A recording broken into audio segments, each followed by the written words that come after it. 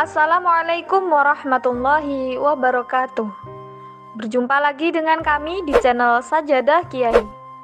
Kali ini kami akan membahas Sistem kurikulum Ponpes berkiblat ke Tebu Ireng.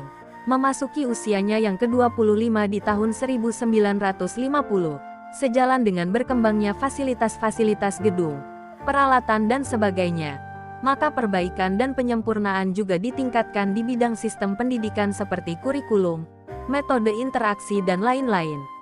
Penyempurnaan tersebut diarahkan berkiblat kepada sistem Tebu Ireng pada tahun 1923. Suatu sistem yang dikagumi dan ditimba oleh Kiai Jazuli selama mondok di sana pada tahun 1923. Maka, sistem belajar mengajar di Al-Falah ini terus berlangsung dengan berpedoman kepada sistem Tebu Ireng hingga sekarang. Tak berlebihan bila dikatakan bahwa Pondok Al-Falah adalah duplikat monumental dari Pondok Tebu Ireng di masa Kiai Haji Hashim Asy'ari tahun 1923.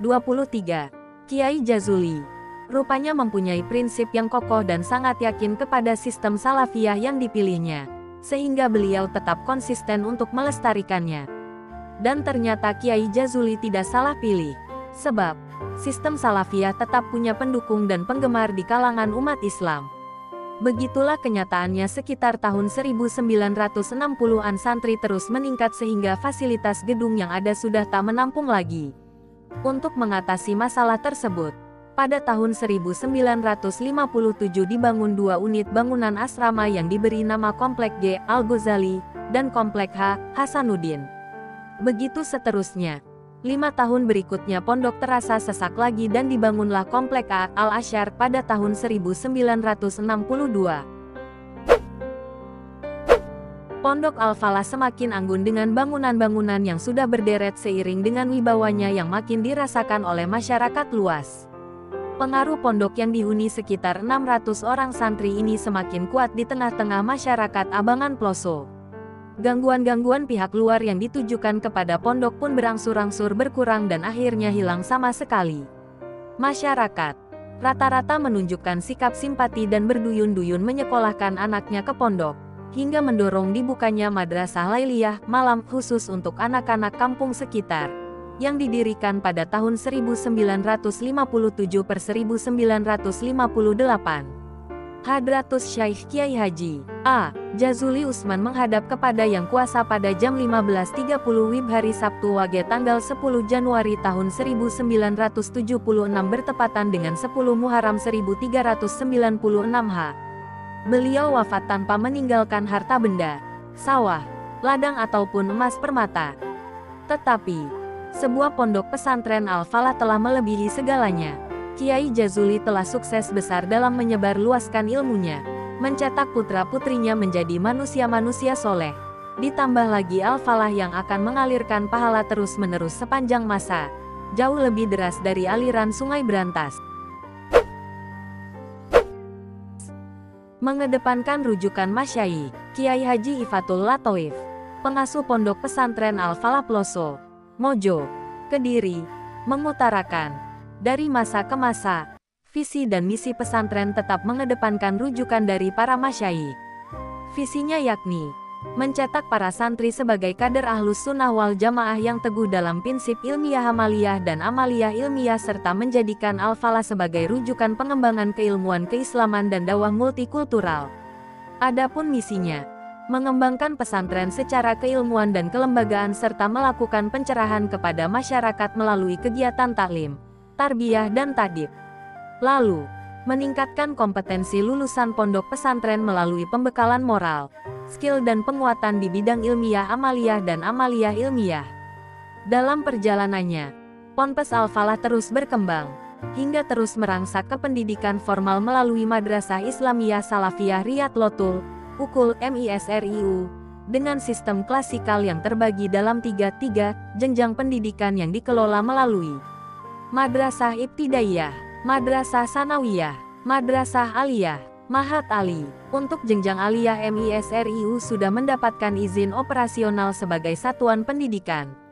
Muadalah melalui SK Dirjen Pendis Nomor Dej. I 457 per 2008 tahun 2008 pada tanggal 23 Desember tahun 2008. SK tersebut senantiasa diperbarui sesuai peraturan Kementerian Agama, dan terakhir diperbarui melalui SK Dirjen Pendis nomor 2791 tahun 2017.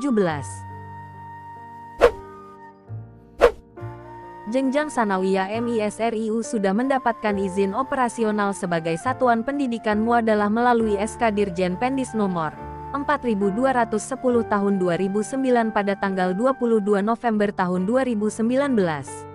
Kalau Mahat Ali Al-Falah sebagai jenjang pendidikan tinggi yang berada di bawah naungan Pondok Pesantren Al-Falah telah mendapatkan izin operasional melalui SK Dirjen Pendis nomor 2888 tahun 2019 pada tanggal 23 Mei tahun 2019, kata Gus Toif, sapaan akrab pengasuh Ponpes Al-Falah, kepada wartawan harian Duta Masyarakat dan Duta.co, perwakilan Kediri Raya, baru-baru ini. Gus Toif juga mengungkapkan, selama kurun 3 tahun terakhir ini, jumlah santri maupun santriwati terus mengalami lonjakan yang signifikan. Sebelumnya, mencapai 7.000-an santri dan kini sudah mencapai 13.000 santri. Alhamdulillah, jumlah santri yang mengenyam pendidikan di Ponpes Al-Falah terus bertambah. Mereka berasal dari seluruh Indonesia, di antaranya Papua, Lampung, Sumatera, Kalimantan dan daerah lainnya, urainya. Ketika ditanya perihal penganugerahan dari PBNU di TMMI yang dijadwalkan tanggal 31 Januari tahun 2023, perihal Ponpes yang sudah berdiri di atas 1 abad, Gus Toif mengaku cukup bangga. Menurutnya, anugerah ini akan menjadi beban moral bagi Ponpes Al-Falah untuk terus berkembang maju.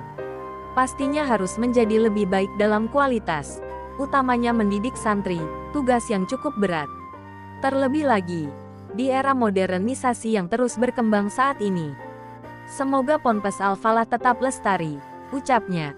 Gus Toif yang juga Ketua Pengurus Wilayah PW Rabithah Mahid Islamiyah Nahdlatul Ulama RMINU, Jawa Timur, juga menuturkan, harapan terbesar ke depannya, Ponpes Al-Falah bisa mewarnai dan terus bisa bermanfaat dalam penyebaran agama, serta berguna bagi nusa dan bangsa. Ketika disinggung perihal pesta demokrasi yang akan bergulir di tahun 2024, Gus Toif mengatakan, dalam menghadapi pesta demokrasi, pihaknya selalu mengedepankan musyawarah dengan arahan para masyayikh. Hak politik tetap harus digunakan, dengan tidak berpihak kemanapun, karena kita juga menjadi bagian dari penentu pemimpin bangsa ini dengan mewujudkan hak suara sebagai warga negara, tutupnya. Terima kasih telah menonton video kami. Jangan lupa like, comment, share, dan subscribe channel Sajadah Kiai, serta bunyikan loncengnya agar tidak ketinggalan video-video terbaru kami. Dengan mensubscribe berarti Anda mendukung channel kami, serta membuat kami lebih semangat dan konsisten dalam membuat video-video terbaru. Wassalamualaikum warahmatullahi wabarakatuh.